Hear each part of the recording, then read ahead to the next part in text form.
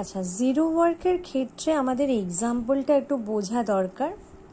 সেটা এখানে যে এক্সাম্পলটা আছে, যে কুলি একজন, সে মাথায় করে যখন মোট বয়ে নিয়ে যায় একটা প্ল্যাটফর্মের ওপর দিয়ে, তখন কুলির মাথার ওপর যে মোট রয়েছে, যে ওয়েটটা সে নিয়েছে, তার যে ওজন, সেটা ভার্টিক্যালি ডাউনওয়ার্ডস কাজ করে, একদম উল্লম্বভাবে নিচের দিকে কাজ করে।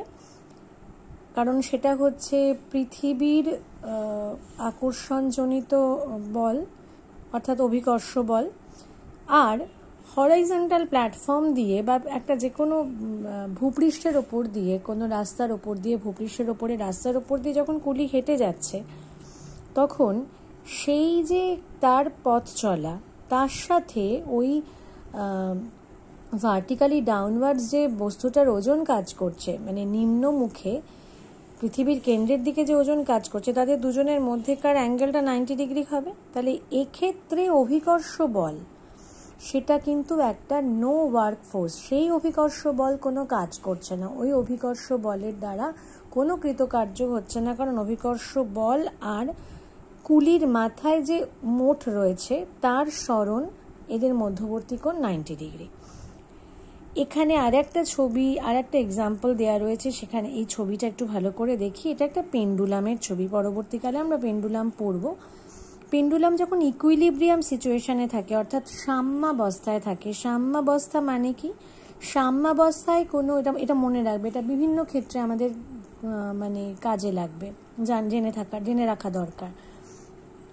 একটা যে কোনো বস্তু সাম্যাবস্থায় আছে বা ইন ইকুইলিব্রিয়াম সিচুয়েশন আছে, সেটা কখন বলবো? যদি বস্তুর ওপরে ক্রিয়াশীল নেট ফোর্স জিরো হয়। যতগুলো বল ওর ওপর ক্রিয়াশীল, তার লব্ধি যদি জিরো হয়, তাহলে বলতে পারি যে বস্তুটা সাম্যাবস্থায় আছে বা ইকুইলিব্রিয়াম পজিশনে আছে। তাই এইভাবে যখন একটা পেন্ডুলাম ঝোলে, তখন এই পেন্ডুলামটা যে ওজন, সেটা ভার্টিক্যালি ডাউনওয়ার্ডস কাজ করে। আর এই দড়ি বা সুতো বা স্ট্রিং বরাবর একটা টান বা টেনশন কাজ করে ওপর দিক বরাবর।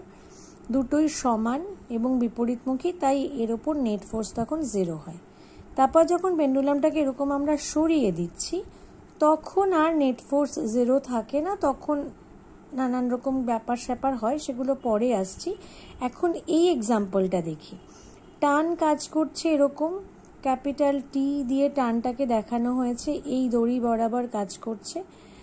আর এই ইকুইলিব্রিয়াম পজিশনের দিকে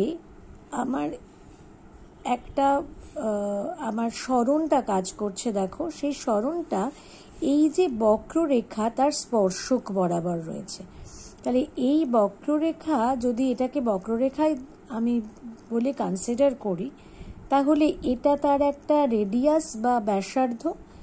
আর এই পয়েন্টে যদি একটা স্পর্শক বা ট্যানজেন্ট টানা হয়, তাহলে রেডিয়াস আর ট্যানজেন্ট লম্ব হয়। তাহলে এইটা কিন্তু লম্ব, এটা কিন্তু 90 ডিগ্রি অ্যাঙ্গেল।